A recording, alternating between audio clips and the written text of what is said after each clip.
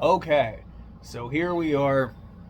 We have finished Adventure Time. I believe the last time we did one of these videos was after Season 6. So we have a Season 7 to talk about that we won't talk about because we don't fucking remember Season 7 because of how long it took us to watch it. There was a long break. But we can talk about Season 8, at least somewhat, Season 9, Season 10, the finale, which is of course included in Season 10, and then our overall thoughts on Adventure Time. To clarify, we have not watched Distant Lands, we have not watched Fiona and Cake. This is just the actual show itself. Would you like to start? So, I genuinely don't remember a lot of Season 7, but Season 7 had stakes in it, which we can talk about. Was that Season 7 or that was Season 7, because it was basically like a mini-series per season minus Season 10. Okay. It was 7, 8, 9. All three had many arcs. So, stakes is fine. Like, I genuinely don't remember I just never found it that engaging. Like, there were some elements in it that I liked, like Marcy getting some good stuff, Princess Bubblegum actually getting some, like, good character development. But, like, the antagonists were just kind of meh, and Finn and Jake kind of felt useless in that arc, which I think that kind of contributed to why I didn't care for it as much, is that they just felt like they were kind of there, and they didn't really contribute much, and they didn't really, like, learn or grow from it. Which, because even in the other two miniseries, it's like, yeah, like, some side characters may not be as useful as the main characters, but, like, for example, BMO in Islands, you know, like, yeah, he doesn't technically contribute a lot, but he still has, like, character growth. He still has moments. And Finn and Jake just didn't really have that in Stakes. It was mostly just the Marceline and Princess Bubblegum show, which is fine, but they just kind of felt like they were out of place. And I don't know if that's part of the reason that part of what contributed to us, like, kind of taking that really long-ass break. But it felt like Stakes kind of drained enthusiasm in watching more Adventure Time in a way. I don't know. What do you think? It's hard to say because... Hey, do you want to be in our Adventure Time video? No.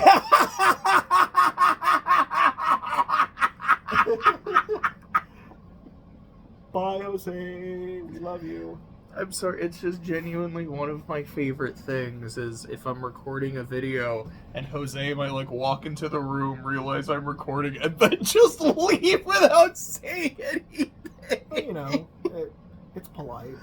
Well, it's not just because he's being polite, it's like, no, I just don't want to be on camera whatsoever, which, no, like, totally fair. It just never fails to, like, make me laugh. I barely remember Stakes. Because I just remember watching it, and as I was watching, being like, I don't care. And I should, because I like this show. I like these characters. Like, holy shit, it's a whole, like, Marcy arc. I really like this character. Why am I not engaged? I don't know. I think a lot of it was just like, okay, this is her backstory about becoming a vampire, and my brain just kind of went, I thought she was, like, the whole time. Like, obviously, she's been on the entire show. I'm like, I thought she was a vampire for a long time, but I guess maybe not. I don't know. Maybe I missed something or I misinterpreted, but to me, it's like she was like a half demon. And then it became a vampire. Yeah, but I guess for me, I felt like, man, I'm getting a lot of backstory that I don't feel is that necessary. Like, all of her stuff with Simon, I love. I think is great and fantastic. But that's not really in this. Yeah, it's like, this isn't that. Like, it's fine. Like, her stuff with Bubblegum, I think, is really good. I think Stakes is when there's, like, an episode where they're underground and they're, like, getting attacked by some monster, and, like, Prubs is losing her shit. Like, if I'm remembering, I remember really liking that episode. but I just didn't care, which is weird for this show and these characters in particular. And it was either, yeah, that's kind of when we stopped for a bit, or it was we were like kind of watching the show like bits and pieces, kind of trying to get back into a rhythm of Adventure Time, and then hit this. It was like, okay, this is apparently a wall. Like, it really does feel like it threw off our groove a little bit. And, you know, just with us being the way we are, it's like, you know, when we leave a project for a super long time, you know, it takes a while to kind of drudge back into it. One day we'll resume Godzilla. Yeah. Because I remember we took a break for Godzilla to watch more Adventure Time, if I remember correctly. And then it was like, okay, when we finish Adventure Time... I think it honestly might have been, and then we just didn't watch Adventure Time. Yeah. But now that we have, you know, of course, now we have another project that we're both watching with Gundam. So that's a whole thing. I mean, but generally we're doing that separately. Like, we're just... Stardust Memory is short, so we're just watching it together. But then it'll be the actual finishing the auxiliary shit for Adventure Time. Then Godzilla. I don't remember what the next... Because it's the Disney next Plus. era. I was talking about sorry, Godzilla. that. Because we finished the Yes, show because we up. finished the first era. What is the next film? I don't remember. Because it's the Heisei, so it's... Is it like Godzilla Raids Again? No, because that's Godzilla 2. Which is a pretty dog shit Godzilla movie. But it has one of my favorite moments. Like, I love the destruction of the Osaka Castle. Yeah, like, that's great. It's like, that's top tier Godzilla. The rest of the movie Heisei is the return of Godzilla. That's what it is. Which I think I've heard is really good. We're getting super off topic. Yeah, we are. So, As yeah, usual. neither of us really enjoyed Stakes. Season 7 was probably good aside from that. I'll give it the benefit of the doubt. I don't even remember what happens in season 7. What's like the episode? I'm not even going to remember what the episodes are from hearing the list, and I feel terrible about that, but it's just going to happen. Okay. Here's what I will say. I remember when we said, fuck it, we're going to watch this ding dang show, we're going to finish this damn thing, even if it kills us, and we were watching season 8, and season 8 just kind of fucked the whole way through. It felt like it was consistently funny. It was consistent, like there was consistent character growth. I was engaged in the storylines that were happening. It introduced one of my favorite characters in the show. Oh, go. Okay, so for season 7, just some of the ones that I remember looking at this, it's Cherry Cream Soda. Oh my gosh, is that when Root Beer Guy came back? Let's see. BMO talks with football, his reflection in the mirror, and they switch places. That one's actually... I do remember that episode. It was like the first There's few that other episodes of BMO season episode, 7. like near the end of the season. The like Christmas themed episode. I remember that one was really fucking good. It's The More You Mow, The Mo You Know, which is right after Stakes. That's the one with Amo. Mm-hmm. Summer Showers. Well, I remember this one because this is when we specifically started watching season 7 again. Okay. Because this is when Jake's daughter is up for the lead role in a play directed by Lumpy Space Princess. I do remember that. I think that's when we started back up again. Yes. Yeah, so... I mean, yeah, I guess we did watch season 7 pretty recently because we read all this. Let's see, the cowboy-themed live-action role-play scenario with the sentient sandwiches. Oh, I remember that. Didn't they have, like, Meow come back? The Blank-Eyed Girl. That was a good one. What was that one? That was the was one that the one with, like, the tulpas, but they weren't actually tulpas? Yeah. Okay, I do remember that. Bad Jubies. I liked that episode a lot. Let's see. King's Ransom. Ice King enlists Finn and Jake to recover his stolen crown, and Gunta. Okay, because I think that's when Betty got the crown. Mm-hmm. Yes. Scamps, which is Finn taking in those, like, scammers. Yeah, and then he's, like, teaching them how to hustle. Or, like, they already know how to hustle, but he's teaching them to be, like, good people and learn life skills. Because, like, no, you're hustling the sticks to make fire. Like, oh, yeah, we can do that. Crossover, which is them going back into Farm World and beating the Lich again. Okay, I remember that. The Hall of Egress, which is when Finn's trapped in the dungeon. I really like that episode. So it's like, I guess looking at it... Okay, so you know, season 7, Stakes was not that good. And then the rest of the season was great. The rest of the season fucks. Okay, looking at it again. I thought a lot of that was season 8 stuff. Yeah. But no, yeah, I remember talking to you about it. It's like, I don't even know if I really understand that Egress dungeon episode, but I still think it's one of my favorites. It just really kind of stuck. Like, as I was watching it, I'm like, this one is really sticking with me. It's a perfect example of Adventure Time's just like using Adventure Time's just kookiness to really like have a really strong theme and actually giving you something like philosophical to think about. Because like the whole point of the episode is like he can't just think by the seat of his pants. He can't just bum rush his way through the situation. He has to like think of all of the different solutions that could get him to where he needs to be. You know, it's one of those episodes where it really needs to like it takes its time despite being like an 11-minute episode, where it's like it really establishes a really good atmosphere. Because I feel like that's something hard for for shows with this kind of format to do, because with 11 minutes it's like, okay, you gotta hit those plot points real quick. You know, the pacing's got to be pretty quick. But Adventure Time can do it knows how to slow down and really like take its time with something.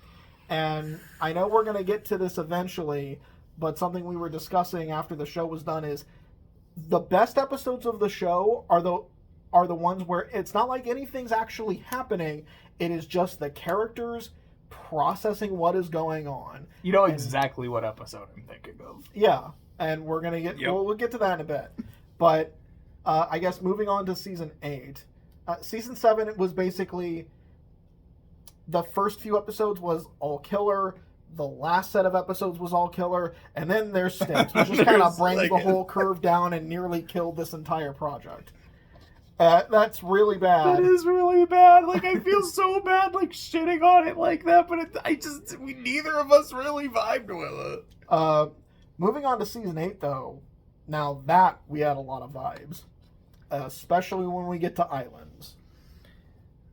But first, let me look up the episode list just so I know. Like, how quickly do we get to Fern?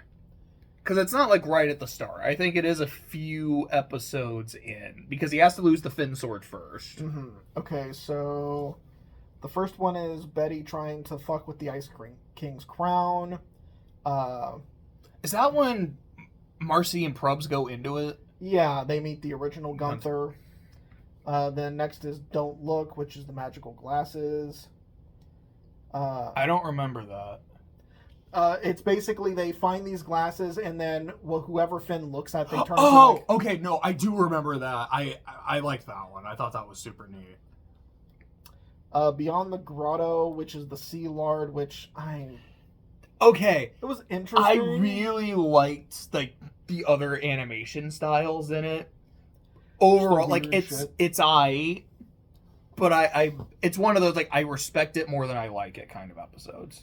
Next is the Lady Rainicorn episode, which is like all about trying to get the crystal sandwich from her like her terrorist ex-boyfriend while her kid's just vibing. That one was alright. Next is I Am a Sword, which is when Finn loses the Finn sword to Bandit Princess. That's when the Finn sword gets broken, and it'll eventually lead to Fern. And that's a really good episode. Next is Bun Bun. Bubblegum creates a small pastry named Bun Bun to be Cinnamon Bun Squire, and then Bun Bun just goes and fucks everything up by being adorable. And then becomes best friends with Flea King. I love the description here. It's like, however, because Bun Bun is a veritable tabula rasa, she asks questions about everything. It's like, oh boy. Next is Normal Man, who isn't as fun as Magic Man. That means it's technically a Magic Man episode. So is that the one where they're climbing the mountain? Normal Man asks for their help to save his brother Glob from Tiny Manicore. Yeah, that one's fun. That one's a lot of fun because the mountain has just so much weird shit in it, and all of it wants to kill you. Literally peak Adventure Time.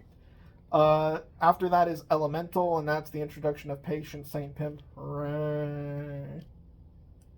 So, what did you... Because I've talked to you about it. It's like, I did not really care for the character that much. Like, she's there to set up elements, which we'll get to the season... That's season 9. That's the next season. Which, like, we'll get to that in a bit, but spoiler alert, we both liked it quite a bit.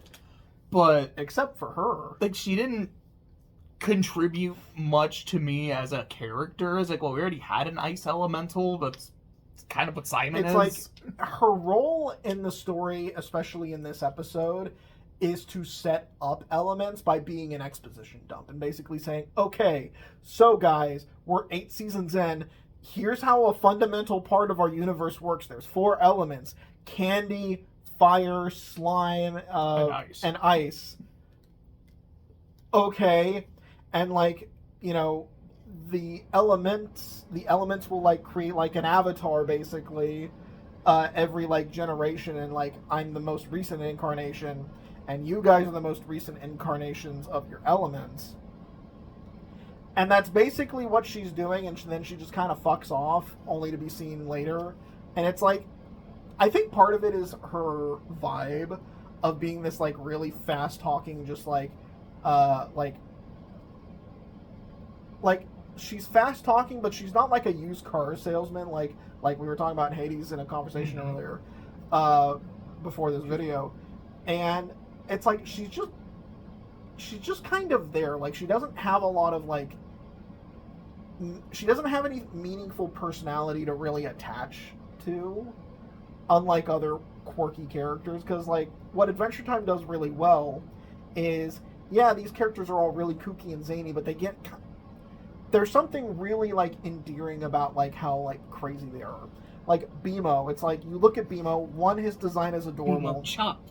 If this were a real fight, you'd be dead. I'm dead. But BMO's voice is the most adorable thing ever. And it's like, yeah, he's a little kid who just loves to play fight with his big brother. And does weird, crazy shit. Like, anytime BMO does something fucking stupid, you don't think, wow, what an idiot. You think, yeah, that tracks. That's BMO. Like him selling Finn's baby teeth to a mad scientist. It's like, no, that makes perfect sense. So I didn't really care about this episode that much, especially because it leads to... Well, I mean, I can't say because it leads to Elementals, because I like it, but... the next is 5 Short Tables, which is Ice King's Grable's episode. Isn't it like a Fiona and Cake one too? It's a Fiona and Was that the like flapjack storytelling? I just really enjoyed how weird that was. Like that was fun. I had a good time with it. That one was really good. You know, because I know I told you this when we watched it. It's like, I remember when we first started this, and I fucking hated the Grable's. Like, I hated the first few Grable's episodes. And then it was like, then we got to the episode where, like, he's trying to escape and, like, telling Grable's the whole time. And it's like, okay, this one's actually really good. And then it was like, ever since then, all of the Grable episodes have been fantastic. And I believe this was the last one. Yeah. And, you know, this was a good one to end off on with a Fiona and Cake Grable's. And, you know, we always welcome Fiona and Cake. Next is the Music Hole, which... Musical, I mean, I won't say she becomes important, but she leaves an impact. She definitely leaves an impression by the end of the series. After that is Daddy-Daughter Card Wars. So Card Wars returns, and Jake's got to put his 20s behind him. I love both Card Wars episodes because, like, it relies on the singular joke that Jake is a horrible, horrible person to play this game with. And what makes it so funny is that everyone has met a person like this. Everyone has met a person who you just don't like playing games with them because when they're winning, they're insufferable. When they're losing, it's abysmal. Like, it's like so obnoxious because they are a sore winner and a sore loser. And it's like, we've all met those kinds of people. You know, sometimes we're friends with those people. Sometimes we are that people. Sometimes we are that people. I'll admit, I can be a sore loser sometimes. I try to work on it, but you know, sometimes you just get tilted. You know, it happens. Sometimes you just get flooped. Also, there is something so funny to me about BMO in a situation Killing going like, himself. I would literally rather kill myself than play cards with Jake, and just jumps out of the boat, has no way of trying to save himself from drowning or getting electrocuted, just sees that shit, and it is on sight, he is gone. It's magnificent. After that is the pre-boot and the reboot episode, which is the Susan Strong getting jacked and trying to kidnap Finn. And that, because that leads into the miniseries. Actually, it's also what leads into Fern. Yes. I know they were good episodes, although I was just disgusted the entire time by like the super strong version of Susan, because it was like, what happened to your face? You know, it was like, it's hideous. Is that Lord Farquaad? Yeah. So Fern happens after that, because that's the Two Swords, which is when Grassfin happens. Do No Harm is Do No Harm is when Finn goes to the Candy Kingdom and has to take over for like Nurse Princess or Doctor Princess for a day. And well, meanwhile, Fern is trying to learn how to be a hero, hangs out with Jake, and starts just punching the shit out of another dude. Okay, I think this is a good time to stop and just talk about Fern. Mm-hmm. Do you want to start with Fern? You can start. Fern is one of my favorite things in the entire Dang Dang show. And what I love about Fern, the way I think I described him to you, is Fern's character feels like if someone read Finn's Wikipedia entry. It was like understood the very basics of his character, had like the Cliff Notes version, understood the things he went through, but didn't experience it themselves. Fern has all of his memories and is like, I have the desire to be you and to have the same friends that you have, do the same things that you do, but I didn't actually live it. So I don't, even if I have the bad memories, I don't have the regrets. And because I don't have the regrets, I didn't learn anything. I remember Jake and BMO, but they don't know me, so I don't actually have a real connection with them.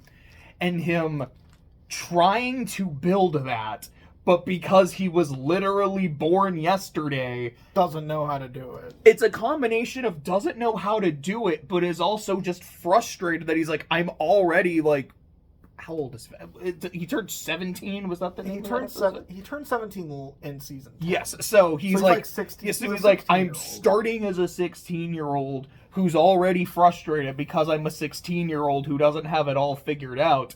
But I haven't even started getting it figured out because I literally just started existing and getting so mad and getting so frustrated, but trying his best. And as it goes on, he just gets more angry and he just gets more lost. And one of my favorite moments is in season 9. He's like, I've made my decision. I know what I have to do. I need to just be the only Finn. Because if there's only one, like, I don't have to compete with the other Finn. I don't have to be him. I don't have to I can compare just be myself. me. I don't have to compare myself. And then when they're both in the dungeon, Finn's like, you know what? I'm so glad we're doing this, Fern. Like, I've got my friends, I've got my brother, but you and I are something different because you're me, but you're not me, and I think that's really cool, and we're like brothers, only closer, and I'm so glad we get to do this. And Fern just looks at him for a second and just goes, hey, this wall is really interesting. Why don't you go explore that room? I just want to look at this wall. And it's literally everything that Fern is looking for is right here in this moment. Here is a genuine, honest-to-glob connection with someone who just likes you for the person you are and saying, that's not what this is what I want, but it's not what I want. So, you go over there and let me do my thing, and I'll just continue being miserable. And it's so fucking human. It's great. He is easily one of my favorite characters in the show. Usually I'm not a fan of clone plot lines because I feel like they can be kind of trite, because they all kind of go through the same motions of the clone angsting about, I'm not the original, therefore I am inferior, so I hate the original, so I'm gonna fuck things up for the original. I mean, look at Shout out to my Mewtwo. boy Mewtwo. But, or like Ben Reilly from Spider-Man, Or Tyrone from Gravity Falls. but I feel like what I like about Fern, what I like about the storyline is, as you said, it's like, this is Fern without the character development, but still with all those memories of the character development, but it's just not, it hasn't clicked, because those connections weren't made. And, because Fern's, like, Finn is a character who is very, at this point, he is very self-reflective. Like, he is very aware of, the shit that's going on with him, with other people, and has become a lot more empathetic. And Fern has a lot of those same qualities, and that self-reflection is what frustrates him, because it's like, he knows that there's something missing. He knows that there's something wrong, but still being 16, doesn't know what it is. And so, and like a 16-year-old tries to find the easiest solution to his problem, and eventually that leads to, okay, let's just murder the hypotenuse here. Let's just murder the other Finn. That way I can be the only Finn. Finn's face when he sees the weed whacker on his arms. And then it just going toward Fern with the weed, which we'll talk about. We'll get to that when we get to that. But I want to take this pen out, because we briefly went over the Bun Bun episode, but I completely forgot the thing that makes it one of my favorite moments in the entire series. It is Finn talking to Flame Princess and him just saying, I'm sorry. And I've said that before, but I didn't mean it, because I didn't know what I was supposed to be sorry for. I didn't know what I did wrong. But I've had a lot of time to reflect on that. I've had a lot of time to grow and just understand what our relationship was and how badly I messed it up. Like, I know I messed it up, but I understand what I did to you. And I'm sorry I did that. And her being able to forgive him. Yeah. Now, like, I know, like, from what I understand, like, the whole, like, Finn and Flame Princess thing is, people have mixed feelings about it.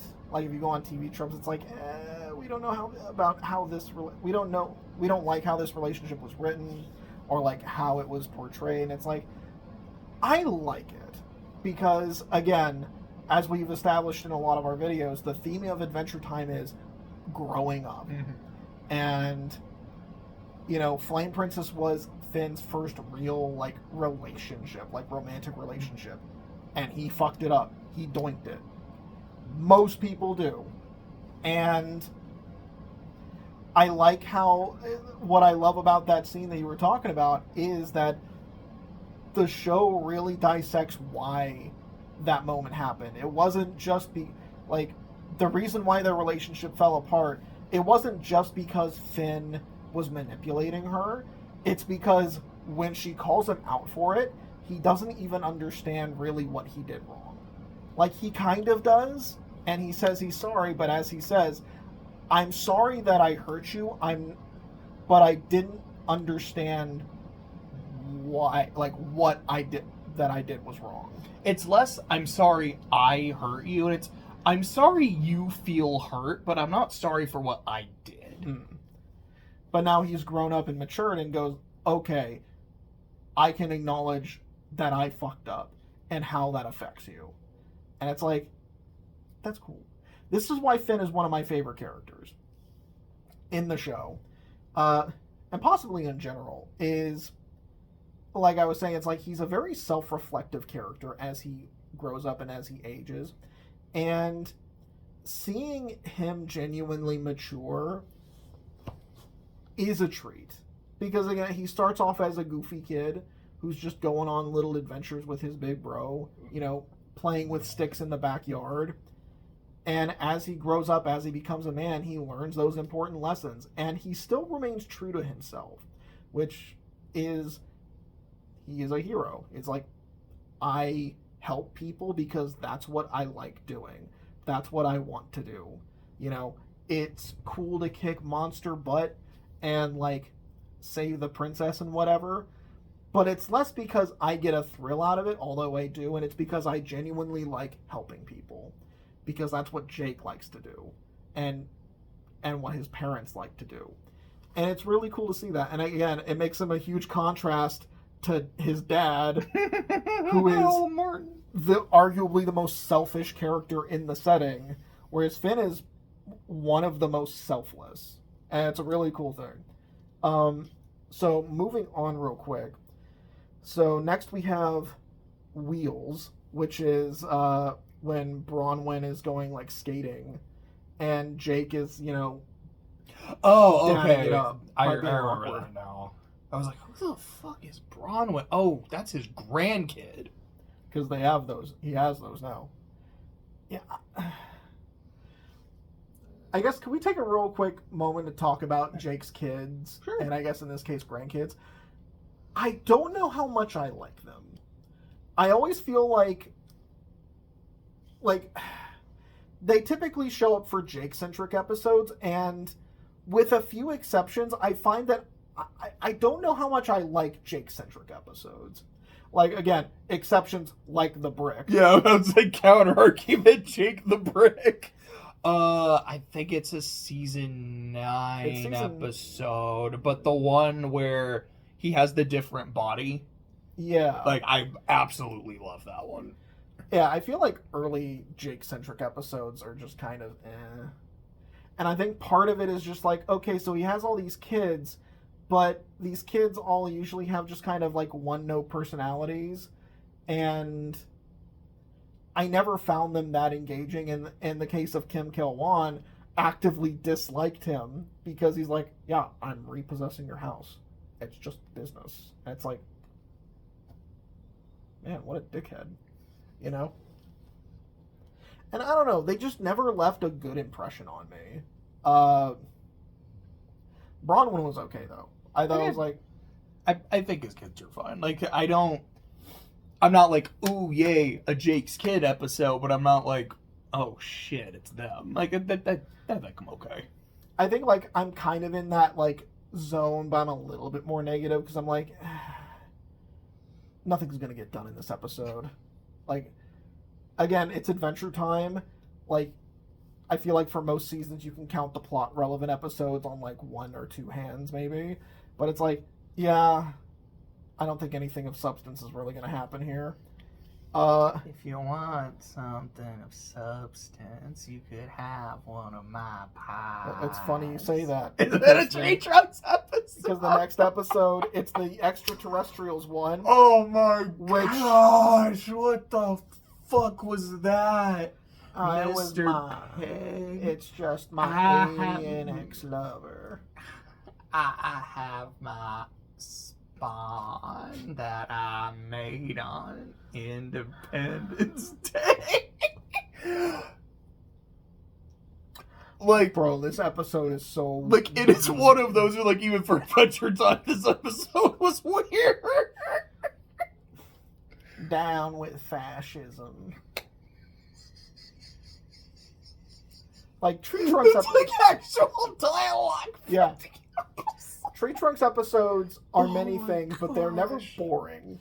Because there's always some weird shit going on, or just you just kind of like squirming uncomfortably as this old lady talks about all the hot ass that I got in my hot buns. hot buns I got in my wilder days. Also, just her voice. I love her voice. And I love, because I found out, it's like, apparently the whole backstory is that Pendleton Ward, like, knew this lady who was the voice actress for Tree Trunks, and he basically is like, I'm just gonna make, like, an exaggerated version of her and just write jokes about it. And it's like, do you want to voice the character based off of you? I'd sure love to do that. And one that's really sweet, but also, like, God, that's funny. And we're going to get to another Tree Trunks episode. I believe it was season 10. Just her backstory. Her backstory. I don't know what my favorite Tree Trunks episode is, but the UFO one might be my favorite just because it just goes completely batshit. It's just like, just, wow, okay. Mr. Pig, Mr. I Pig. wanna never mind, this changes everything. This fixes everything. So the next episode is James Baxter, and his ball gets destroyed and he's depressed, so they have to go find a new ball. And he learns that it is not the ball that makes people happy, but also he doesn't need that to give him purpose. He can find happiness in other things. He can make people happy by doing other things because he's James Baxter. It's nice. It's good. It's a nice one. After that is Jelly Beans Have Power. which That's is- when Bubblegum learns that she's a candy vendor. Yeah, That's fine. that's fine. And after that we get to Islands. Islands. And does it end with Islands, or are there a couple episodes It after? ends with Islands. Okay. Islands is the end. So it's, of the 3 miniseries, it's, I mean, stakes, there is no contest. It's the bottom of the barrel there. But with it's a contest between Islands and Elements, which is the best one.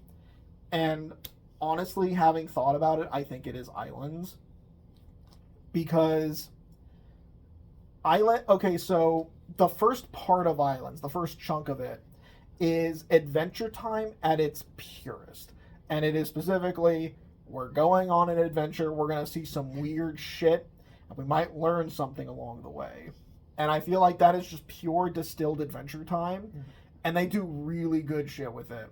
Like, the episode where they're on the sea, and there's like the sea serpent who's like, hey, you want to hear like my story? Who just bores people to death, and then Bebo loses his mind. And I'm like, I don't remember if this episode came out before or after the Rick and Morty episode. That was, it's the one that's a parody of The Purge. And at one point, Morty is like stuck listening to this guy explaining his like novel, like reading through it. And he just has to sit there and be polite. And finally, like, when the guy's like, what, did you not like my novel? Because, like, some slip up. And Morty just loses it. And he's like, it's fucking awful. It's boring as shit. I wanted to kill myself. Or, you know, like, something along those lines. And the guy freaks out. I think and it's he like, also specifically brings up, you start with like a scene and then do the like 72 hours earlier, which is so trite. And if you do something like that, all you're really saying is, I don't have any real confidence in the start of my story. Like, I just gotta show you some cool shit, so hopefully you'll stick around and want to read it. And man, just the more you talked, I didn't want to stick around and watch it, because I think it was a screenplay. okay, I think it was a screenplay in the Rick and Morty thing? I think it was. Because it's like, it's the exact same joke. And I'm like, okay, I don't know who did this joke first. Adventure Times might be funnier just because it's BMO doing it. And anytime BMO just loses his shit is amazing. But, like, that one was good. I really liked the VR episode. The one where everyone is, like, they're in VR chat, but all of their, like, avatars are, like, these super abstract, like, shapes, and BMO was in charge and because BMO of was course. God, and them like going through this completely just like destroyed city, and it's like it was a really good episode. I think it had a lot of really cool implications. It reminded me a lot of the second half of Wall-E. Because the fact they're all basically like worthless lumps outside of the VR. Yeah, it's just completely escaping and disengaging from reality, and yeah, it's a great episode. And I then, think it was nominated for an Emmy or it won an Emmy. Like I think. I think it got the Emmy. Then we get to the island itself, and it has a lot of really good shit. I love Susan's backstory. I love the dystopia of like the humans on the island, like the human island. And We finally met Mom. And it's both really heartwarming and really tragic because Finn's like, I got to meet her, but she's technically gone. Like she's here, but they're like robots, and it's like an AI, and it's like, Well, she uploaded herself into a computer, so like it's still her, but not he really. can't hug his mom. And it's like mom bot, like hug Finn. There you go. Getting their backstory where it's like it kind of implies that Martin maybe wasn't a complete and total piece of shit before whatever happened, because it's like, oh no, like it genuinely seemed like he really cared about his kid and was trying to save him. And I think I read like when he gets like knocked by the robot, like it gave him brain damage, and that's part of the reason why he's such a piece of shit. Yeah, they pulled an Amuro's dad on this one.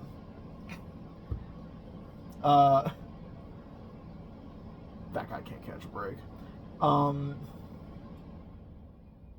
it was like the backstory was excellent. The characters were really good. I liked Susan a lot in this one. BMO had some good shit. Like I really liked the VR episode. I felt like Jake was kind of okay in this. He got to be an series, egg. but he got to be an egg. He got to do some stuff, but a lot of it really was about Finn, and Finn gets some great shit in this miniseries, and I love it. I love Elementals, especially because it has one of the best episodes in the series.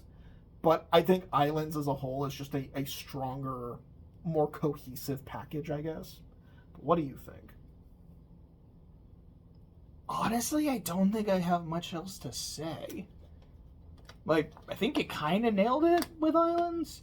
It's just, yeah, like, I genuinely did not know if we ever met Finn's mom. And so I was like, ooh, like, we finally get to meet her, we get to see what she's like, this is going to be really cool and really interesting, and it was. And by the end, I was like, I didn't cry, but I was close. I was really close. Like, when Finn is in the virtual world and, like, gets to hug his mom, like, fuck. That shit, that just hits. I don't know if I like it more. So we're going to go and just segue into Elements, because it's literally how Season 9 starts. Maybe there's an episode in between, but I don't think there is. There is, because it's the orb. Oh, weird, right, like, the, like, dreamscape dream thing. Like, shit. yeah, that was fine. But it was fine. So let's just get straight to Elements. Okay, so I will be honest. I don't really care about the, like, I have candy powers. Well, I've got slime powers, which, Slime Princess was left, like, trails, but whatever. Like, okay, this is fine, I suppose. And Patience St. Pym, it's her. Now she has her Ice Kingdom, and she doesn't really do much with it or factor much into it, so okay. But the Fire Kingdom, like, looks why cool. should I care? So let me talk about the parts that absolutely fuck. The Fire Kingdom, because it's like, I love how it just looks like a Kingdom of Ash. I think you said, you're like, this feels like some Dark Souls shit. Like, this feels like the killing of the first flame. I loved the design of Lady Rainicorn in particular in the Fire Kingdom. Like, she looked really cool. Gunther being super aggro, even more than usual, was hilarious. there is a bit between Finn and LSP, like following up with that Bun Bun scene, where she's just like, "Oh, Finn, you just want to like get back with your axe, but like I'm right here," as she's like checking out Finn's butt like the entire time, and he's like, "No, I don't want to do that. Like, she and I are friends, and I worked really hard for this friendship, and I'm proud of this friendship. I don't want us to be anything more, but I don't want us to be anything less either." And it's just another one of those, like, learning self-reflection moments that I absolutely love from Finn. So, like, that stuff was all good and Gucci. One of my favorite moments in the entire show is in Elements. "Won't you call me sweetheart?" With the candy zombies, like when Bubblegum is singing it and she's like turning the world into like her candy zombies. Like that was cool. That was fun. I'm like, all right, this is what we're doing. But like, okay, like this is kind of neat.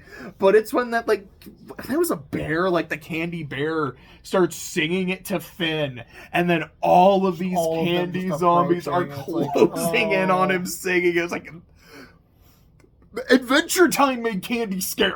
Like, this is a genuinely terrifying scene, and I am laughing my ass off because it's scary.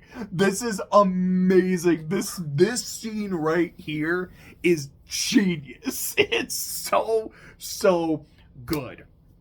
Something we had talked about, like when we were done with the miniseries, is something you had pointed out is you really like how Finn and Jake's flaws really bite them in here. Like, Jake is a very capital, just chill, go with the flow, and that's what leads to him being fully absorbed in Slime Princess, because Finn is a lot more like, no, like, we gotta do shit, we gotta, keep going, and Jake's like, nah, it's fine, like, it's I just fine. want to have fun, man. Yeah, and it leads to him getting assimilated, and you're like, oh shit, Jake just died, for all intents and purposes.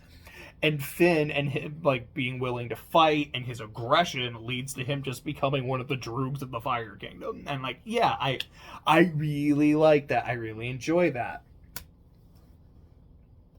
But I said it has one of my favorite moments of the series, and that's true. It also has one of my favorite episodes of the series, which I was alluding to earlier, and you were mentioning it as well. It's the fucking haircut episode. It is Finn and Jake are on a cloud, literally just chilling on a cloud by themselves, and Finn is not okay because Islands just happened and he's still feeling very emotional after seeing humans for the first time ever, like besides Susan, and meeting his mom and having to leave her behind. And it didn't even really get a chance to process that because all this shit. Yeah, and then like gets home, sees that everything has gone to shit while he was gone for like a week. And now it's a combination of everything is donked and I gotta fix it, but also if I was here, maybe I could have fixed this. Is this my fault? And just having to deal with all of this, and then Jake's like, "Do we need a haircut?" So he just sits Finn down, like pretends to put a little like a little cloak on him, and pretends to cut his hair. Just like, "You're in the chair, just talk for a bit, brother." And then talk for a bit, and like as Finn's talking, Jake's like, "Okay, your haircut's done." Dude, I was in the middle, like I was almost hitting a breakthrough. I'm sorry, like I get into like the role play of being the barber, and like I was done. I'm sorry. And then they switch places, and like Jake just gets to just talk and like unwind for a bit. And I love that. Like it is a moment that really shows the bond between Finn and Jake. Like they are brothers. They know how to communicate with each other. They know how to be authentic with each other. And it's beautiful anytime they get a chance to. And yeah, I love those. I love weird Adventure Time. Again, one of my other favorite moments in the show is, "Not this time, Your Majesty." Like, it's so weird. It's so funny. But also, when I think of my favorite episode of the show, it's the pillow episode.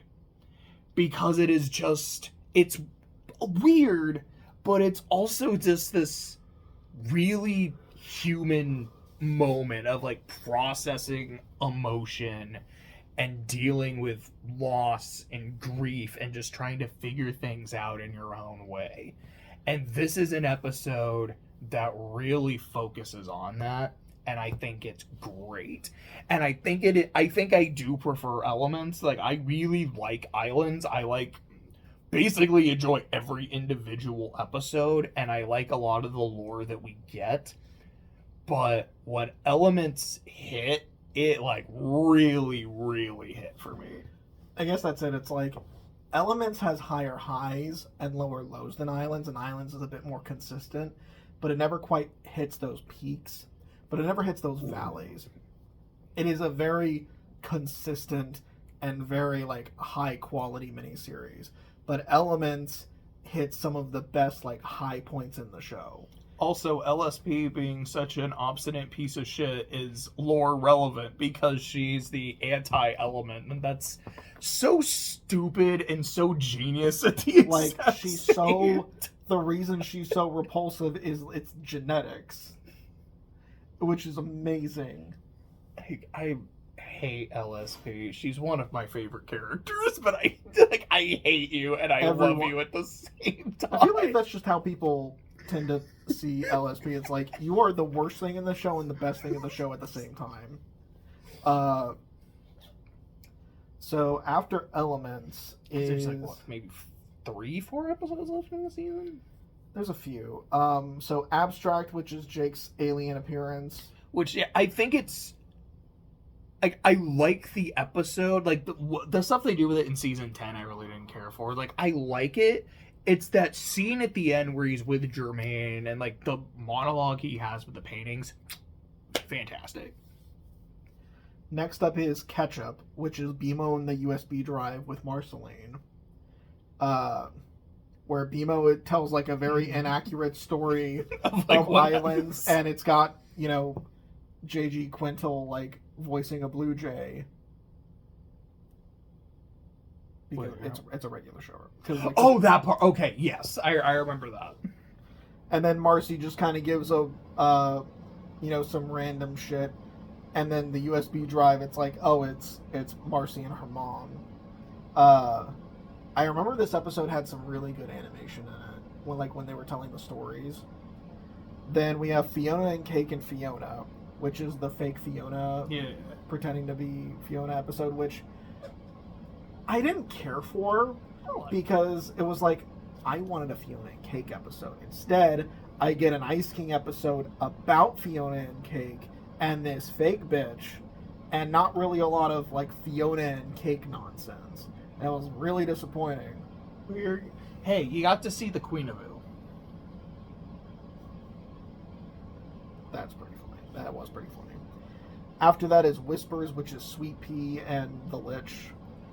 No, now I am doomed. Dude, I love Sweet Pea.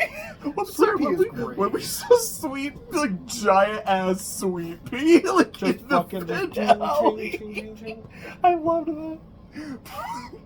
Bro's falling down that whole Emperor Palpatine and that Worthy Kids video. Oh no, I was just talking about the finale when we see him in the future and he's giant, but no, yeah, when he falls. I must use the Force to heal my broken body. Take a while, you'll be quiet.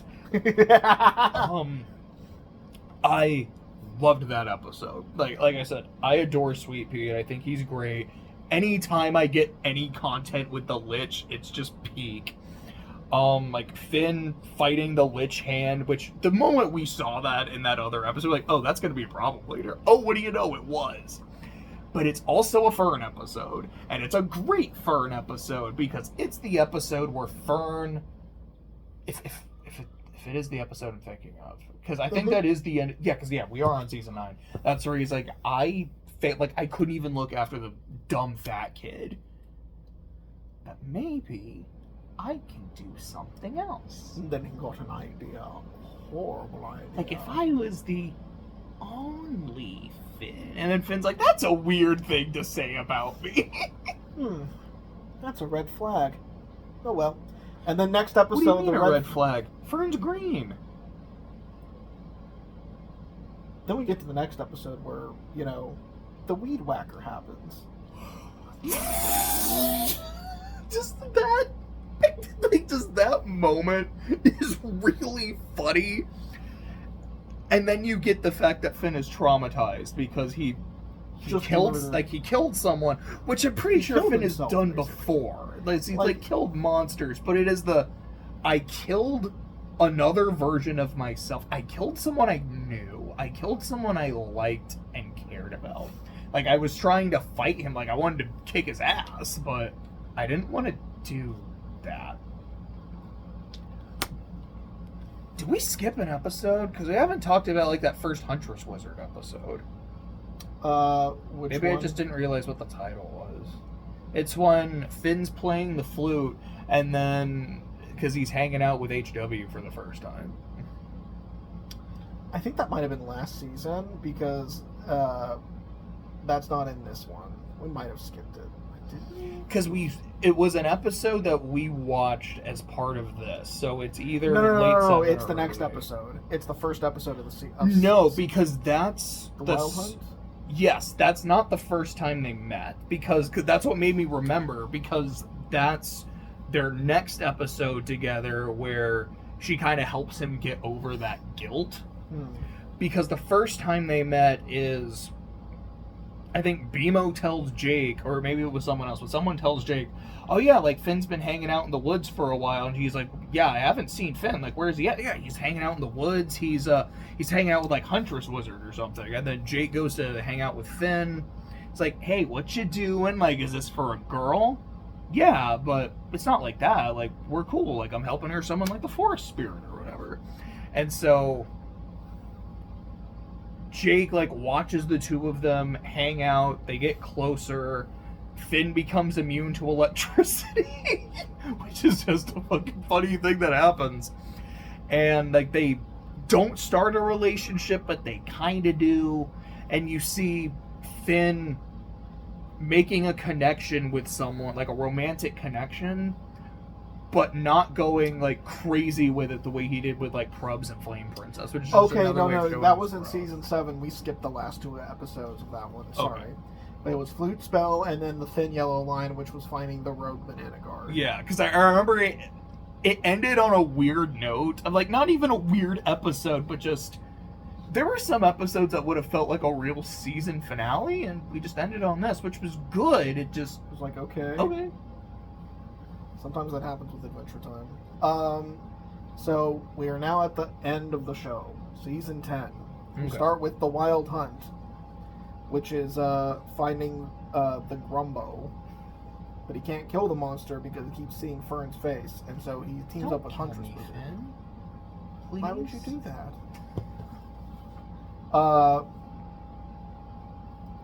Then we got Always BMO Closing, where BMO and ICU become the door-to-door salesman, and BMO sells Finn's baby teeth to Gumbald, who makes a bunch of baby teeth Finn clones.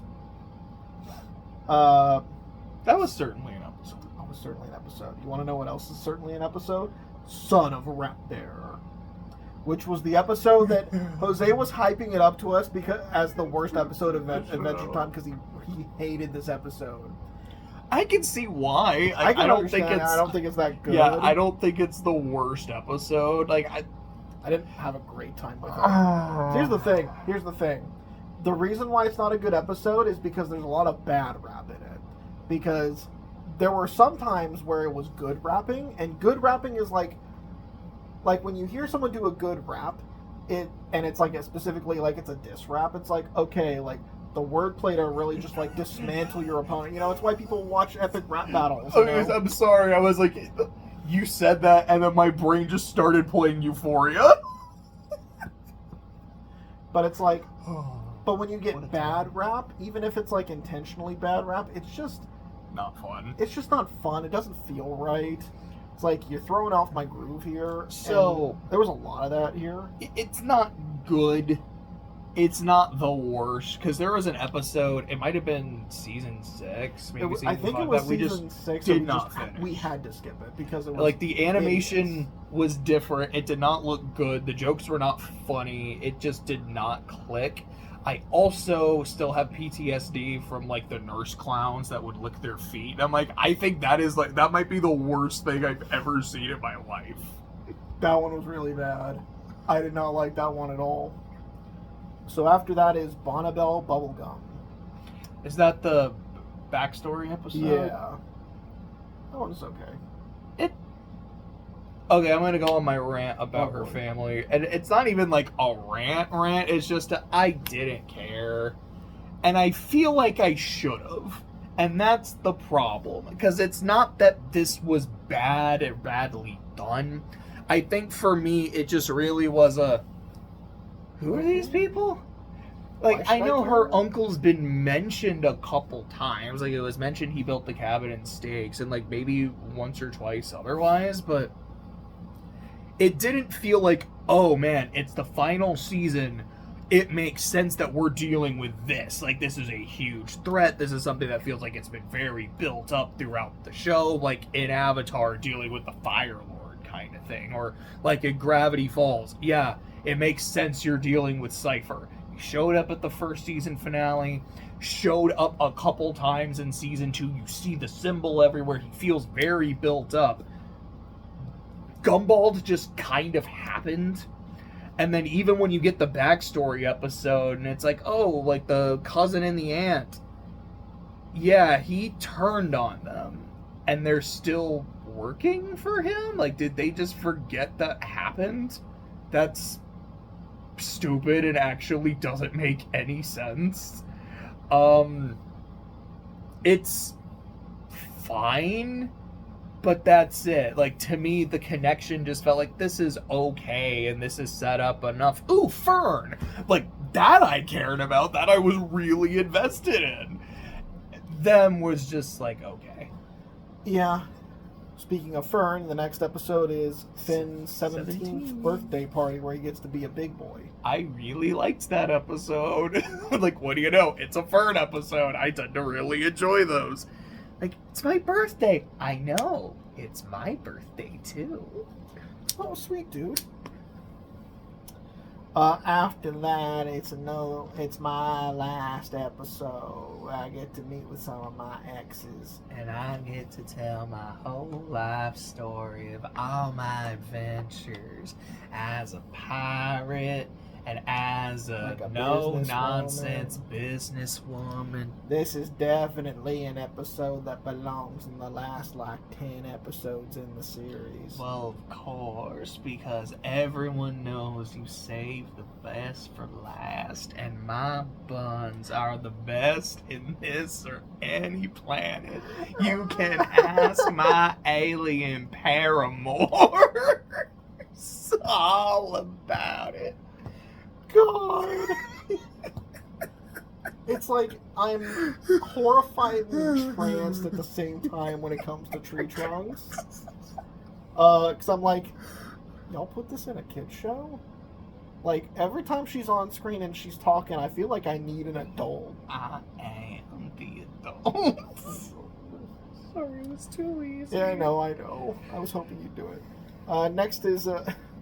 I do remember one thing we discussed about that episode is I really like how they write Mr. Pig, because on the one hand it's that like, I'm sorry I don't trust you, but you also understand why I can't trust you, and her essentially saying, yeah, I get it, but I do want you to understand I am happy with you.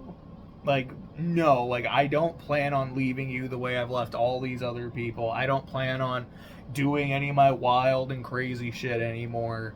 I'm good. I'm happy. And I did like that.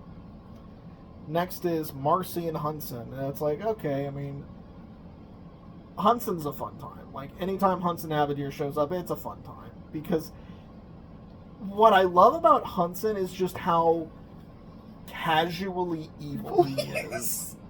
Hey guys, thanks for bringing me here. I'm gonna strain your souls. It's like he's basically Ned Flanders if he was like evil and wasn't even aware of it. It's like Hudson. It feels like Hudson's not even aware of just how monstrously evil he is, because he just doesn't operate on the same wavelength that humans do. It's like, for him, this is just, a normal day. Just sucking everyone's souls. Yeah, that's just what he does, man. And I like his relationship with Marceline, because Marceline's like, he's a piece of shit. He's an evil piece of shit. Stole my He fries. stole my fries. He is my dad, so I do care about him. But God, I hate him. And Hudson's like, But come on. but come on. You But come on, paid. honey. Look, okay, so I devour the souls of all who are around me. But I mean, you really gonna hold that against me? Yes. I mean, I'm a bad guy, but I'm not a bad guy. And it's like, I do like how his attempts to, like, bond with her do feel genuine, but he's just so alien that it's just not working out. And it's like, I think their relationship is fun. Again, it's one of those episodes where it's like, does this really need to be here in season 10? Because... So, you can make a good argument for that. Like, the same with the Rat Bear episode, because it's Flame Princess trying to make amends with her dad and fix that relationship, and Marcy doing the same thing. Which I guess is also kind of the point of Prubs and Gumball, except he wasn't part of the show previously. So, again, for me, it falls kind of flat. So the next one is The First Investigation, which was like the weird timey-wimey shit. I kind of fucked with that. I fucked with it I too. thought it was a pretty neat episode. Next is Plananas. So this, because Jake got disappeared. Yeah. And this is the... Oh, this is the Mad TV episode, right? Yeah. That was okay. It was okay. Then we get Jake the Star Child, which was interesting, but also just kind of okay. Like I said previously, it's like, I like the episode where Jake first has to deal with being an alien spawn, because I love that scene where he's looking at all the pictures. This episode was like, okay. Yeah. I feel really bad saying this throughout most of the final season's episode. I'm like, hey, I didn't really care about this one. Hey, I didn't really care about this one either. Yeah, this is okay. Then we have Temple of Mars, which is like Finn and Jermaine going to Mars with Normal Man to try, and Betty to try and like save Jake. And it's like, I think for the most part the episode is just kind of meh. It's not that entertaining. I do think it has one really good moment, which is when all of them and Betty are looking at, like, this is the moment where Betty's, I guess you could say, her fate kind of like diverged, where it's like she was gonna go to this like one thing and pursue her career, but then Simon called her and was like, look, I got this other really exciting thing, and that leads to the crown. And Betty deciding, I'm gonna do like Simon takes precedence over my own like career and my future, and this is what led to all that shit happening. And like they really try to show to Betty, it's like, okay, like they give her an opportunity to reflect about how her choices led her to this point and what she could have done to change it. And she's just like, I'm just going to magic it away. Like, I'm going to magic the problem away, and I'm not going to learn anything. And then we're just going to move on. And it's like, that encapsulates Betty's character in a nutshell, and it leads to the shit happening in the finale. Well, there's a little more to it than that. Yeah. Because it's also... It's not just like, this is where your life could have like diverged and what you could have done different. It's also you can still fix your life. Mm-hmm. You can move forward. You don't have to make your life all about Simon anymore, especially because he's gone. And Betty saying, but that is what my life is. I put so much of myself into another person. I neglected myself for so There's long. not anything. There's really nothing left. And so it's not just she magics the problem away, because she like looks at the situation as like, I'm going to let this version of Betty go and live her life, like live the life I didn't. And then afterwards, they're like, all right, well, we got Jake back. Everything's good. Norman's like, and Betty learned something. No, I didn't. All I learned is that magic can still fix problems. And I'm gonna fix Simon. Bye! I'm sure this won't come back to bite us all in the ass. Not at all. Next is Gumbaldia, which this is when they try to do the peace treaty with Gumbald, and it leads to a possible assassination attempt on PB, and PB's like, motherfucker. And it gets peps. And it gets peps, and now he's a little baby. He's a little baby peppermint guy. And so finally that leads to Come Along With Me. I would say about 50% of this finale is just mid. 40% of this finale is good. And then 10% of this finale is peak. I feel like that's the general ratio I'd give it. Okay. So I feel like when it comes to like the whole Gumbaldia war thing, it's just like, it's fine. It has some moments, like the moment where like Gumbald's big mech just like blows up some shit, and then Lemon Gravel just writes a note to Bubblegum. She reads it, and it's basically saying, "Just kill me, please. Please kill me. I don't want to be here. Unmake me." And when they do the weird thing where they all get trapped in the dreamscape thing, there are some moments in it that I like. And there are some moments that I felt could have been better. Like the whole thing, like the vault. It's like, dude, we've had the vault for like 8 seasons or something. Because I feel like it was brought up relatively early in the show. And it's like, we could have done more here, especially because, you know, like, this whole thing is split up between the two halves of PB and Gumbald making up, which, again, as we've established, we don't particularly care. But more importantly, Finn and Fern coming to an understanding. And it's like, them opening the vault and, like, dealing with it is the moment where they like, it's when Fern finally, like, everything finally clicks for him. And it's a moment that I wish had a lot more time. Like, I wish the whole dream sequence was just focused on those two. Yeah. Because the stuff with Gumball and PB, again, it's fine. It's just there. And I don't care about Gumball. Like, I don't care about him either. I like PB, and it's like, I understand why she's doing the things she's doing. You know, but again, it's like, this whole plot line just... But when they figure that shit out, that's when Betty comes back and says, hey, remember that big red baby thing that you saw for like 2 seconds, like a few episodes, like last season? Yeah, so it's here now and it's a problem. Bye. And it's like, oh shit, here's Golb as the final boss, and he's just, and there he is. There he is, High Golb, the weird red baby thing. Cool. And now we got to deal with that, and admittingly, it's cool. Like, it turns, like, a bunch of candy people into this giant, like, weird dog amalgamation, like, like John Carpenter's The Thing. Like, it absorbs people into itself, and it's like, it turned one of, like, the Gumball Guardians into, like, a monster, and it's like, that's kind of cool. But it's like, again, like, as a threat, Golb has not really been built up, like, at all. He's been mentioned maybe, like, once or twice in the last few seasons. And it's just like, oh, he's here now. I guess that was Betty's idea. Brilliant. Great. Good job. You brought this thing here. How's that supposed to help anything?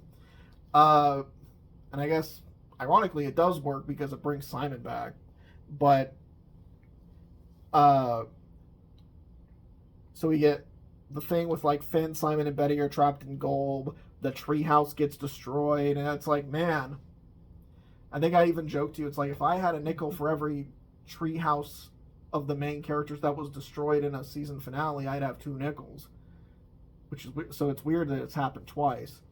But I don't know. I think the library getting nuked in My Little Pony was way more effective.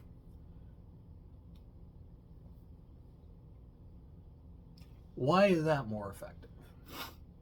I think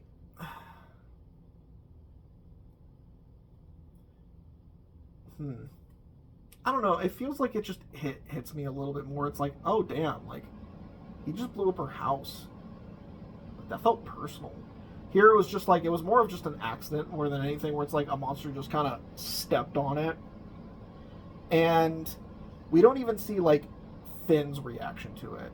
BMO doesn't have a reaction to it. It's more just Jake, and again, I feel sorry for Jake, but it's like I don't know, like when it happens in when Tyrek blows up the library, it's like you see the reaction on her face. You see her just go fucking like ballistic on this guy. It's like you really feel the impact that it has on the character and the direct consequence of it.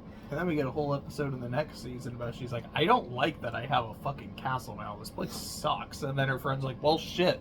We gotta try to make her feel like home. Oh shit, we don't know what we're doing because we're still idiots. That's one of the funniest scenes in that entire series. Is just they have this whole song about like make this castle a home. And they have like a whole montage, and it just ends with it being just trashed out. And they're like, "Oh no, we don't know what we're doing." And then everyone starts blaming each other. It's peak friendship. It's great. It's great. But going back to this, it's like, yeah, Jake like has his freak out about it, and like BMO got his face a little scratched and everything. And, you know, he sings a nice little song, and it's like, oh, Golb is discord, and the harmony of music will weaken him. So we're gonna do that, and we're gonna have the whole cast sing the song, and it's a nice song. It's a pretty song, but it's like, okay, we're doing this. Sure, all right, it's fine. And then we get the whole thing where it's like, okay, Finn and Simon escape. Betty becomes Golb Betty, if you will, and then she fucks off, and and Fern dies, which sucks. But then he gets planted, he becomes a tree. And you know, we did kind of. I haven't brought up like our boy Shermie and Beth, the pup princess, and it's like that's the like I like that as a plot device. Like I like that's the thing that kind of as a framing device. That's the thing that frames the whole story together. Because I like Shermie and Beth. It's like I like how because Adventure Time is mostly a story about a kid growing up, but it is also about cycles. It is about how things tend to repeat, and sometimes that's a good thing and sometimes that's a bad thing. And so here it's like basically we have this cycle of like here's essentially the new Finn and Jake. And I know like in Distant Lands they go over like like literally characters reincarnate. And I know like that's a thing brought up in Adventure Time too, because Finn meets one of his reincarnations. But I know an episode in Distant Lands really goes into it where it's like, like Finn has had a lot of reincarnations, and Shermie, I'm assuming, is just the latest one. And the same with Beth being like a reincarnation of Jake. And I think they're pretty cool. What I really like about the Shermie and Beth like world, like the future, is it almost looks like it went through another apocalypse, because this place looks kind of fucked up. Like you got Sweet Pea over there, you know, doing his thing, but you also got like the ice monster, like Gunther became like this big ice monster. Like BMO's just up in a shack, and he's basically forgotten most of everything, which is really depressing. It's like he barely even remembers the names of his like friends. It's like that's unfortunate. But it's like the fern tree is huge. It's growing tall, and at the very top of it, there's the old Finn sword. And you know, now we're leading into the 10% of "Come Along with Me." That's fucking peak, and that is the song "Come Along with Me." Because after 280 something episodes of only hearing like the first like 10 seconds of this song, we finally get the whole song, and we get all these snippets of all the characters, and it made me cry. And I know it made you cry too. So do you want to talk about it? Okay. So let me talk about the finale. I think it's okay. It's kind of the epitome of the final season, where I certainly don't hate it by any means, but I'm like, man, there's a lot of stuff I don't care about. So there's 4 aspects. Number 1 is Shermie and Beth, which weirdly enough I like a lot. It's the kind of framing device I generally dislike, where it's like, all right, for like our finale, we're gonna have a bunch of people you've never met before, and they're gonna tell the story of what happened, or like they're gonna be told the story of what happened, kind of thing. Like 8th MS Team does something kind of similar, and I did not like it. The epilogue of Project Horizons does something similar, and it's the worst thing ever. Here it really works. And the reason it really worked for me is Adventure Time is a story that is all about people living. There is a lot of shit and history that's happened in this world, and here's the people living in it now. So the idea of like Finn and Jake and all the stuff Being that they have done, history. being ancient history, is like that's really cool. I like that a lot. One of those tropes that I love, and it breaks my heart, but I love it, is when you've got that main character who is so old that they saw everyone they know die. And maybe they still remember them. Maybe it's been so long that it's kind of bits and pieces. Like Lunar 2 does that, and it's fantastic. And seeing it with BMO, I'm like, that's good. I hate it, but that's really good. So I loved all that. So the stuff with Gumball I've already talked about. Like, I just wasn't invested in this character, in this story. I feel like, okay, seeing everyone like get together and like there's a big war, that sounds really cool. But whatever, unfortunately. And then they're like, all right, we've got like a big rogues gallery and we're going to do something with that. Like, oh, that sounds fun. And then they just don't do anything. Yeah, and then they don't do anything. It's like, is that a funny joke? Yes, but I'm like, wait, here was something I was invested in, and now it's gone. But yeah, like there are. You love that trope of like all of like the remaining villains like. Oh, I love that shit. So yeah, there are some funny jokes, like Lava Crab going, "Literally kill me now." It's like really funny. So the dream sequence thing, I do like. Something I really like and really don't like at the same time is Prubs' thing with Gumball. Because on the one hand, I like that role reversal of her being like, oh, this is what you went through for like hundreds of years. Is your mind was there and you could think, but you could not communicate it because of like what you turned into was just this, was literally stupid, and you couldn't not be stupid even though the intelligence was there. And that must have been torture. And I'm sorry I put you through that. Which is my problem. She did not put him through that. That was his own accident. That was his own act. He created the thing. He poisoned the other two. Tried to do it to her. She defended herself, and then the thing broke and turned him into that. So I'm like, she had no real incentive to turn him back. Yeah, I'm like, I don't feel bad for him, and I'm not going to say I don't understand why you do, because, like, no, like, there's clear empathy there, and I get that, but it's the, like, I'm sorry for what I did to you. It's like, you didn't do that to him. He did that to himself. So there's an epiphany to be there, but I think it goes a little further than it should have. I was so fucking excited when the vault opened. I was like, okay, we're going to go down the list. We're going to go through like all these different things that Finn put in the vault. But because he has grown as a person, he's going to realize they don't affect him that much anymore. And maybe there's some that still do, and it is hard for him to face it.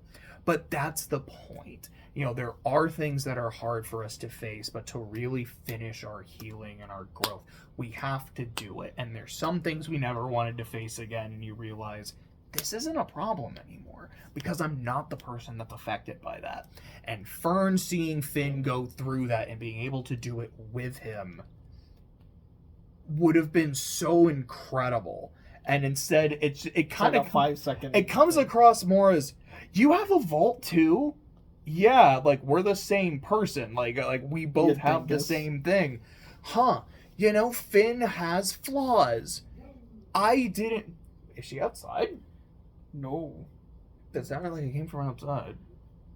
I didn't let her outside. I You didn't let her either, outside but huh? Do you see her out of the corner? Did Jose let her out like when he came in for a second? No. Oh, that's weird. Anyway, If she makes a noise again, we'll be able to pinpoint no. it. But it felt like this absolutely perfect moment to like put Finn's character in character development, like put a nice bow on it, and to really like give it to Fern, and it almost made it. It just didn't quite hit the mark. Didn't have enough time to do it. And I'm like, You blew it. You were right did we there. really need Son of Rat Bear? Like, could we have cut that to put more time into this? But maybe that would have been, maybe. Maybe that's why Jose hates that episode. Is like, man, like in a season that already felt like it had a lot of filler in it, and which is bad because it's like 13 episodes and like a chunk of that is the finale. Like, why are you here? So then we get to Golb, and it's cool, I think. Like, the design is interesting, and like the giant monsters are a lot of fun. I think but, the gold design is awesome. But again, I hate saying it so much about the final season, but I just didn't care because like here's some cool shit that feels like it's coming out of nowhere for the end of the show, like without that proper build up. Again, like let's compare it to Friendship is Magic. Again, we're in the final season of Friendship is Magic. Here's 3 antagonists who you have dealt with before in the show. You know these characters, they're all pieces of shit, and damn do I love them for it. And throughout the season, they are built up because like they are threats individually, but you see them working together and you see how much more dangerous they are together. And throughout the season, not only are they working better together as a trio, but you see the seeds of their plan. So when you get to the finale and all of this shit comes together, it is so satisfying.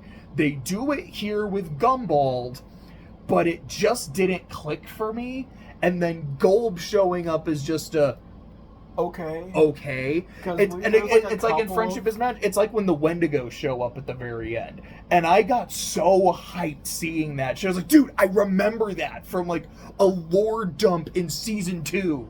But And that wasn't necessarily the main threat. That was just look, another thing. Yeah, it's like another thing to deal with that just further highlights how bad the situation is. And it's so cool. And even your 3 antagonists, one of them is like, oh, look, cool, whatever, this is not a problem. And the other 2 are like, no, this is bad.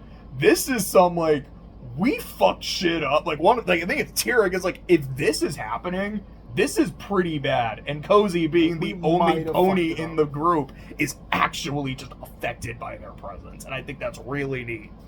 Golb did not have that effect on me. It's like, oh, okay. Cool, I guess. Okay. The bit with Finn, Simon, and Betty like trapped inside Golb as like the wall is closing in and Finn is trying to escape and he can't and has to reconcile with his mortality. Great moment. Absolutely love it. Because I had seen the finale before. I watched it when it aired, where I knew of Adventure Time, but didn't really know Adventure Time. And so when you see it, you're like, oh, this thing must have been like built up. Yeah. It would have been like, so there's that. But like, I remembered that scene. I was like, this is really cool. This is neat as fuck. BMO's song, like, I like it. I don't love it. Excuse me. I think part of it was just the, like, I'm not getting into what's happening in the finale, and now we're beating the chaos demon monster by singing. Like, look, I love Symphogear. Like, you're gonna sing and beat the shit out of something, and it's awesome. It is literally... They go like full ham. They go all the way with that shit. Here it's just like, oh yeah, you know, he's pure discord. If we put our songs to our voices together and sing in harmony, we can beat him. Hi, Chunky. Okay. Sure. I guess if we're just gonna have a super demon baby monster show up out of nowhere, the solution to beating him should come out of nowhere too. I guess.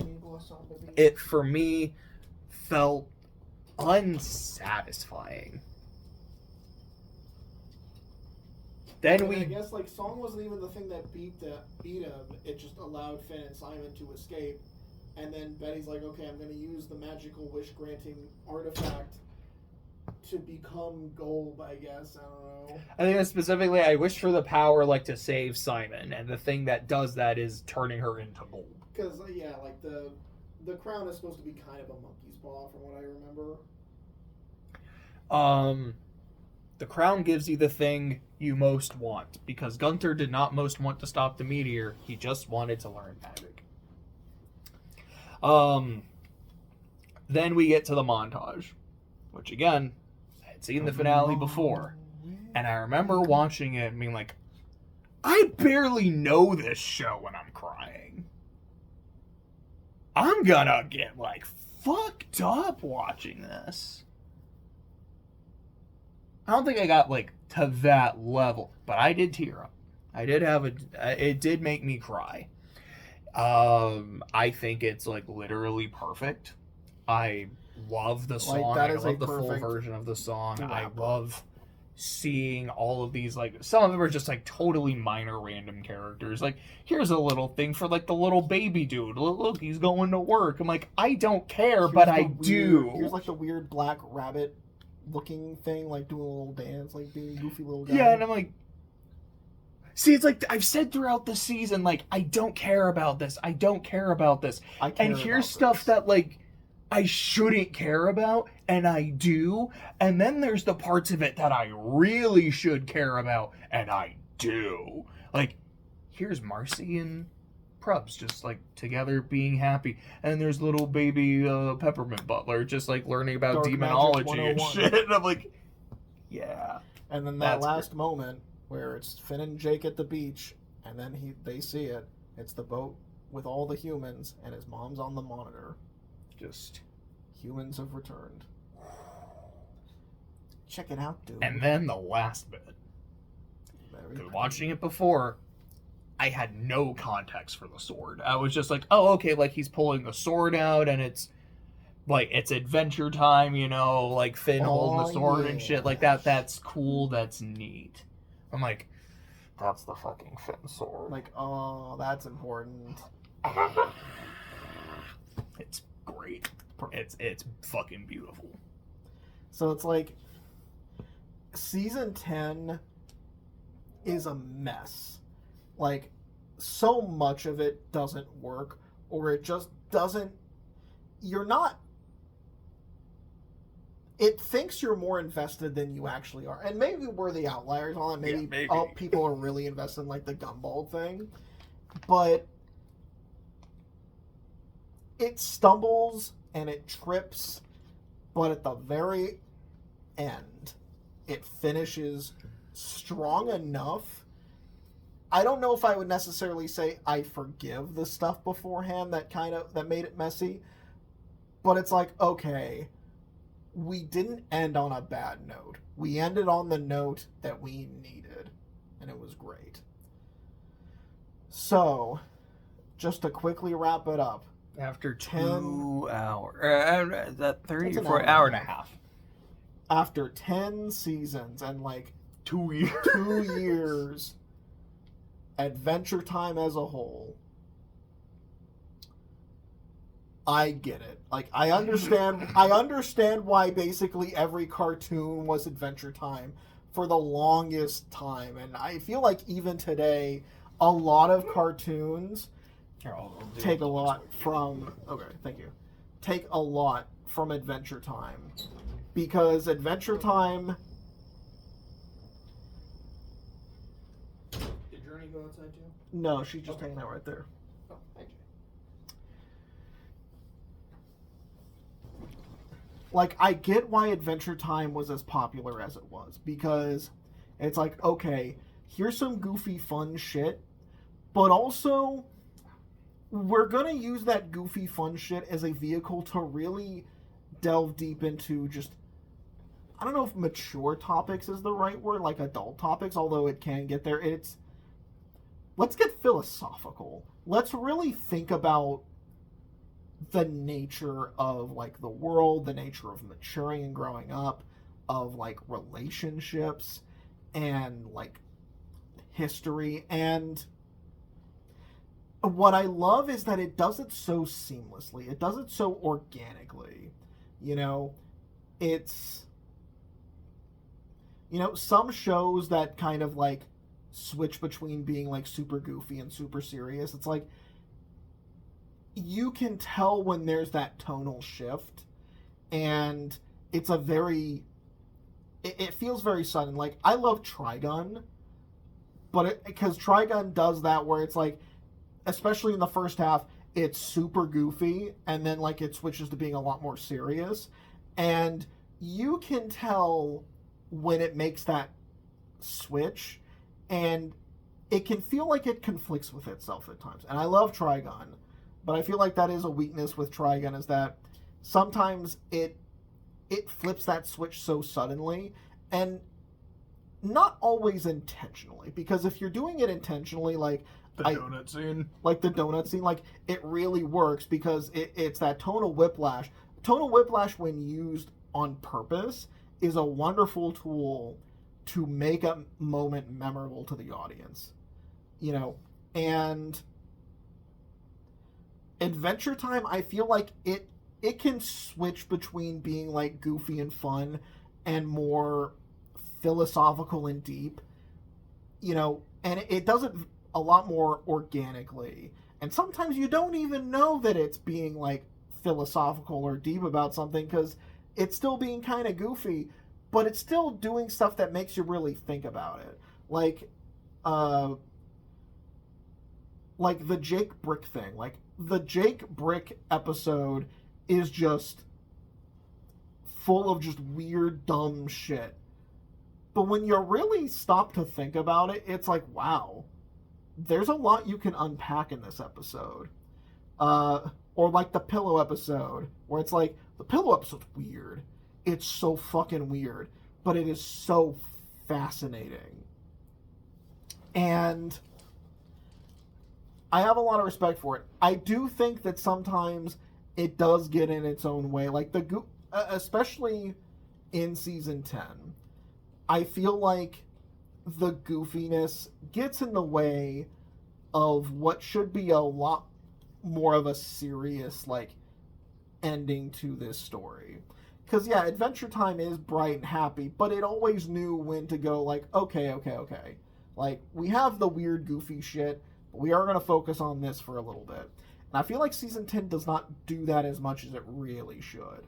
Especially by the time we've gotten to this point where it's like, yeah, at this point, the adventure is coming to an end, and we need to pull up our big boy britches and really like focus on this stuff. Like again, like the stuff with Finn and Fern in the vault, you could have done an entire, you could have devoted the entire like first half of this season finale to just that, and you didn't.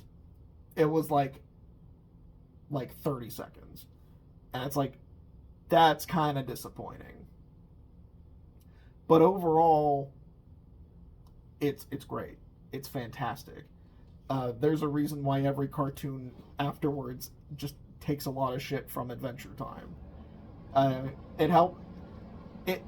What I love, Adventure Time and Gravity Falls are both kind of the same kind of thing, where it's like, this was the cartoon that really like revived that particular channel, and then all of the alumni from that show went off to do like other big shows. Like Gravity Falls, like a bunch of people who worked on Gravity Falls went off to make shit like Amphibia and the Owl House and Adventure Time, and I think DuckTales as well. I feel like that. Yeah. And Adventure Time did a lot of the same thing. So, one of my favorite jokes in DuckTales is the kids are about to go, like, digging for treasure or some shit.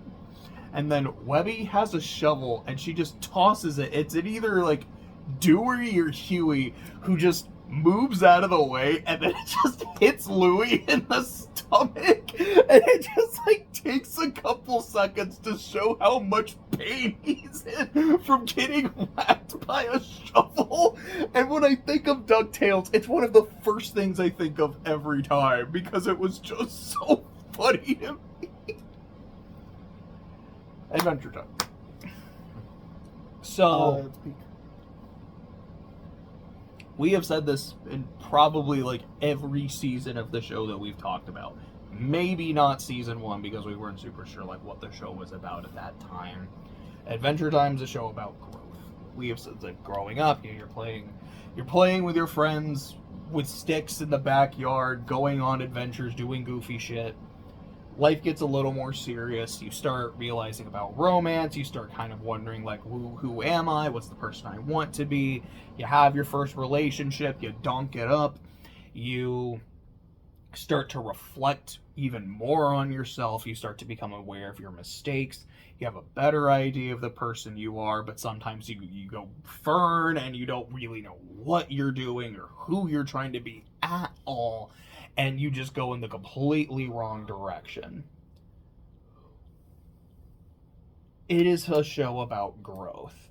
And I watched it at a point in my life where have undergone a lot of growth. I can look at the person I was 2 years ago and say, that is still me. I am fundamentally the same person, but I feel like a very different person. I feel like I have changed. I have grown. I'm better in a lot of different ways, but still the same, but still have a lot of growing to do.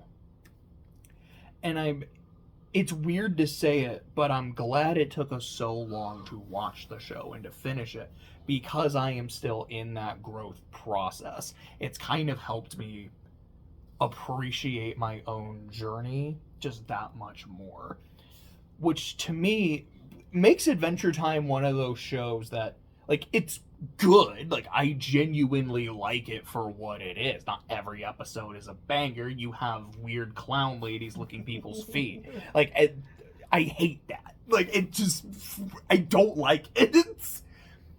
But then you also have, like, weird dream episodes where it's, yeah, there's a giant worm fucking with everyone's head, and then you gotta go fight the worm, and it's like weird goofy shit, but it's fun. And then you have like the haircut episode or the pillow episode where I'm like, this is so human to me. Or baby's gonna rip off daddy's arm. That's an amazing episode. I don't know if I ever told you about this, but I actually recorded a video where I, like, sang it, but I screamed it the whole time, like, Daddy's got it on! Like, and then it's a video that I did, where I just, like, did a scream version of it, and I was, like, I did it, I think, like, I didn't laugh as I was doing it, but I'm, like, smiling, because, like, this is so silly. But, oh my gosh, it was incredible. I had that shit stuck in my head for like 2 weeks. It would just not fucking leave. But to my point, it is a show where I genuinely like it for what it is. But I feel like it's also a show that's gonna stick with me as something that's genuinely important. So yeah, like I loved it. I absolutely loved it. I am glad that after all of these years, I mean, like I'm gonna watch Adventure Time. And then at some point be like, okay, I'm gonna want, like, me and like Wyatt are gonna watch it. We're gonna do it. Then we never did. It's like, all right, we're gonna do it. And then we talked about it for years and didn't do it. And then we finally started it. And then it took us a couple years to finish it. But I finally did. And genuinely, I feel like it is worth the hype. I feel like it was worth the wait. Is this one of, like, my favorite shows ever? I don't think I would say that. Like, I wouldn't put it above, like, Friendship is Magic or Avatar. Like, just me personally. But excuse me, I think it's absolutely fantastic. I don't know how much I'm looking forward to Distant Lands. I'm not like dreading it or anything. It's just that I don't really know what to expect. On the one hand, it's like, oh good, it's more adventure time, but I'm also like, Oh, good. More like adventure look, time. as much as I did not care for the final season or the finale, it wrapped has it a up very like neatly. the ending is perfect. So I don't know if I need more, but I'm very excited for Fiona and Cake. Because it sounds like, from what I understand about the show, because I haven't seen any clips or anything, it sounds like it's the exact kind of show I would want to watch with where I'm at in my life. So I'm looking forward to it. So I guess until then, until we watch those, we'll see you guys next time.